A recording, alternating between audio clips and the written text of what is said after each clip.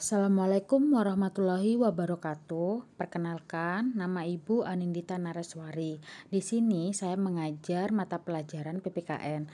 Sebelum saya melanjutkan pembahasan, saya ucapkan selamat kepada anak-anakku kelas 10 IPA maupun IPS yang telah menyelesaikan sekolah menengah pertamanya dan melanjutkan sekolah di Madrasah Aliyah Negeri 2 Situbondo yang tercinta ini. Untuk mempersingkat waktu, mari kita masuk pada bab pertama. Untuk yang mempunyai buku PPKN bisa untuk dibuka. Dan saya harap walaupun kita pembelajaran melalui daring atau online seperti ini, Bu Anin harap kalian tetap bisa mengikuti dan menyimak dengan baik ya. Nah, pada materi bab pertama di sini adalah tentang nilai-nilai Pancasila dalam kerangka praktek penyelenggaraan pemerintahan negara.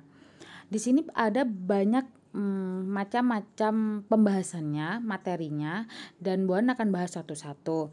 Yang pertama adalah tentang sistem pembagian kekuasaan negara Republik Indonesia. Di sini materinya macam-macam kekuasaan negara.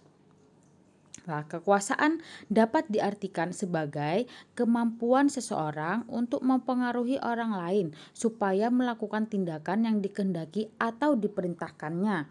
Sebagai contoh adalah contoh di masyarakat adalah ada ketentuan bahwa setiap tamu yang tinggal di wilayah itu lebih dari 24 jam wajib lapor kepada ketua RT atau RW. Artinya, setiap tamu yang datang dan tinggal lebih dari 24 jam harus lapor kepada yang berwenang. Nah, contoh tersebut itu menggambarkan perwujudan dari kekuasaan yang dimiliki oleh seseorang atau lembaga. Lantas, apakah negara juga mempunyai kekuasaan negara? Tentu saja negara mempunyai kekuasaan, karena pada dasarnya negara merupakan organisasi kekuasaan. Dengan kata lain bahwa negara memiliki banyak sekali kekuasaan. Lanjut. Nah, apa saja kekuasaan negara itu? Kekuasaan negara banyak sekali macamnya. Di sini ada menurut para ahli yaitu John Locke. Menurut John Locke ada beberapa macam kekuasaan. Yang pertama adalah kekuasaan legislatif. Apa itu kekuasaan legislatif? Kekuasaan legislatif itu adalah kekuasaan untuk membuat atau membentuk undang-undang. Apa saja yang ada di dalamnya kekuasaan legislatif? Contohnya adalah seperti DPR, MPR, dan DPD. Yang kedua adalah kekuasaan eksekutif. Apa itu kekuasaan eksekutif? Untuk melaksanakan undang-undang, termasuk kekuasaan untuk mengadili setiap pelanggaran terhadap undang-undang. Apa saja yang berada dalam kekuasaan eksekutif, yaitu adalah presiden dan wakil presiden beserta menteri-menterinya. Bisa dipahami ya? Next. Yang ketiga yaitu kekuasaan federatif. Apa itu kekuasaan federatif? Adalah kekuasaan untuk melaksanakan hubungan luar negeri. Nah, di sini kekuasaan federatif itu bisa meliputi seperti seperti politik luar negeri. Nah, kemudian lanjut menurut Montesquieu. Menurut Montesquieu ini adalah penyempurnaan dari pernyataan John Locke tadi, yaitu adalah penyempurnaannya adalah kekuasaan yudikatif. Apa itu kekuasaan yudikatif? Kekuasaan untuk mempertahankan undang-undang, termasuk kekuasaan untuk mengadili setiap pelanggaran terhadap undang-undang.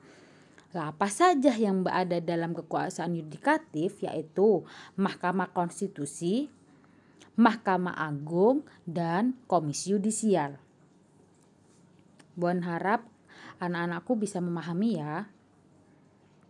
Next.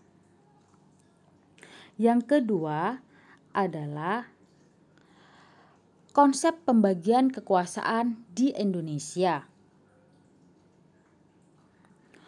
Di sini Pemisahan kekuasaan berarti kekuasaan negara itu terpisah-pisah dalam beberapa bagian, baik mengenai organ maupun fungsinya.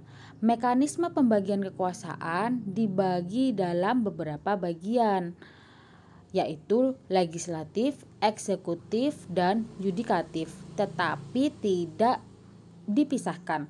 Dalam artian, karena Indonesia ini merupakan negara kepulauan, maka dari itu Indonesia itu dibagi-bagi dari pemerintah pusat dan juga pemerintah daerah. Akan tetapi, dua hal tersebut itu selalu berkaitan dan tidak bisa dipisahkan. Next. Pembagian kekuasaan secara horizontal, yaitu pembagian kekuasaan menurut fungsi lembaga-lembaga tertentu, yaitu legislatif, eksekutif, dan yudikatif. Berdasarkan Undang-Undang Negara Republik Indonesia tahun 1945, pembagian kekuasaan negara dilakukan pada tingkatan pemerintahan pusat dan pemerintahan daerah. Nah, pemerintah pusat mengalami pergeseran setelah terjadinya perubahan Undang-Undang Dasar Negara Republik Indonesia tahun 1945. Pergeseran yang dimaksud adalah pergeseran klasifikasi kekuasaan negara yang umum kekuasaannya legislatif, eksekutif, dan yudikatif menjadi 6 kekuasaan negara. Nah, di sini ada 6 kekuasaan. Jadi dari 3 kekuasaan itu menjadi 6 kekuasaan negara.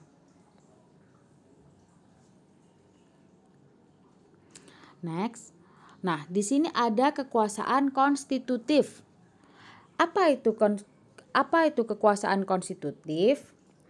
Yaitu kekuasaan untuk mengubah dan menetapkan undang-undang dasar.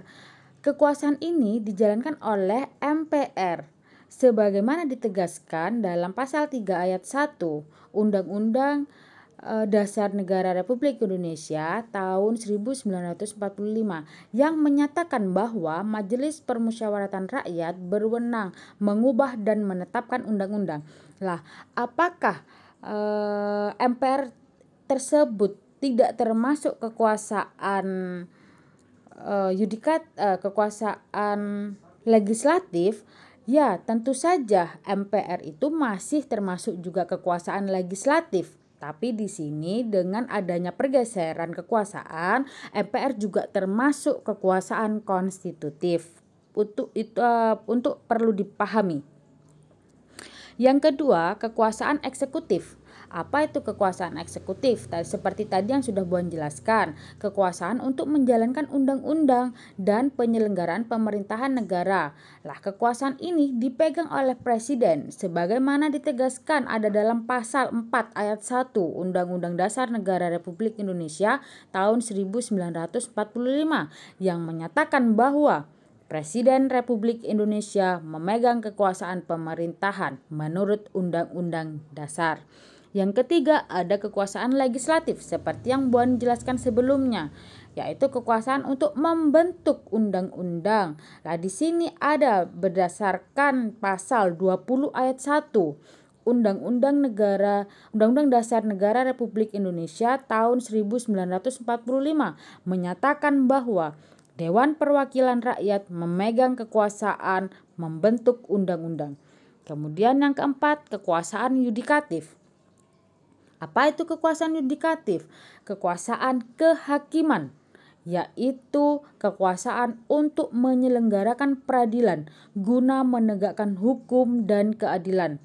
Kekuasaan ini dipegang oleh Mahkamah Agung dan Mahkamah Konstitusi sebagaimana dalam pasal 24 ayat 2 Undang-Undang Dasar Negara Republik Indonesia tahun 1945 yang menyatakan bahwa kekuasaan kehakiman dilakukan oleh sebuah Mahkamah Agung dan badan peradilan yang berada di bawahnya dan lingkungan peradilan umum, lingkungan peradilan agama, lingkungan peradilan militer, lingkungan peradilan tata usaha negara, dan oleh sebuah Mahkamah Konstitusi.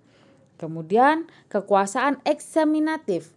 kekuasaan eksaminatif atau inspektif, yaitu kekuasaan yang berhubungan dengan penyelenggaraan pemeriksaan pengelolaan dan tanggung jawab tentang keuangan negara. Kekuasaan ini dijalankan oleh Badan Pemeriksa Keuangan sebagaimana ditegaskan dalam pasal 23E ayat 1 Undang-Undang Dasar Negara Republik Indonesia tahun 1945 menyatakan bahwa untuk memeriksa pengelolaan dan tanggung jawab tentang kekuasaan negara diadakan satu badan pemeriksaan keuangan yang bebas dan mandiri. Kemudian ada kekuasaan moneter, yaitu kekuasaan untuk menetapkan dan melaksanakan kebijakan moneter, mengatur dan menjaga kelancaran sistem pembayaran, serta pemeliharaan kestabilan nilai rupiah. Nah, kekuasaan ini dijalankan oleh Bank Indonesia atau biasa disebut BI selaku Bank Sentral di Indonesia sebagaimana ditegaskan dalam pasal 23D Undang-Undang Dasar Negara Republik Indonesia tahun 1945 menyatakan bahwa negara memiliki suatu bank sentral yang susunan, kedudukan, kewenangan, tanggung jawab, dan independensinya diatur dalam undang-undang. Buan harap kalian bisa memahami dan kalian juga bisa browsing atau mencari literasi di buku lain tentang kekuasaan-kekuasaan tersebut yang Buan jelaskan tadi. Oke, bisa dilanjut. Kemudian pembagian kekuasaan secara vertikal. Nah, di sini kekuasaan secara vertikal merupakan pembagian kekuasaan berdasarkan tingkatannya. Ada pasal 18 ayat 1 Undang-Undang Dasar Negara Republik Indonesia tahun 1945 menyatakan bahwa Negara Kesatuan Republik Indonesia dibagi atas daerah-daerah provinsi. Dan daerah provinsi itu masih dibagi lagi atas kabupaten dan kota yang tiap-tiap provinsi, kabupaten dan kota itu mempunyai pemerintahan daerah sendiri-sendiri. Karena kita ketahui bahwa negara kita Indonesia ini adalah negara kepulauan. Jadi tidak mungkin kalau hanya terpusat pada satu pemerintah pusat saja. Seperti itu. Oke, untuk pembahasan pertama di bab tentang kekuasaan negara ini hanya sampai sini yang bisa Buan jelaskan. Nanti kita lanjut pada materi yang kedua. Semoga kalian bisa memahami dan bisa mengerti, dan apabila ada pertanyaan atau kurang jelas dengan penjelasan Bu Anin bisa langsung japri melalui WA Bu Anin. Terima kasih. Saya akhiri. Assalamualaikum warahmatullahi wabarakatuh. Tetap semangat dan tetap menjaga kesehatan.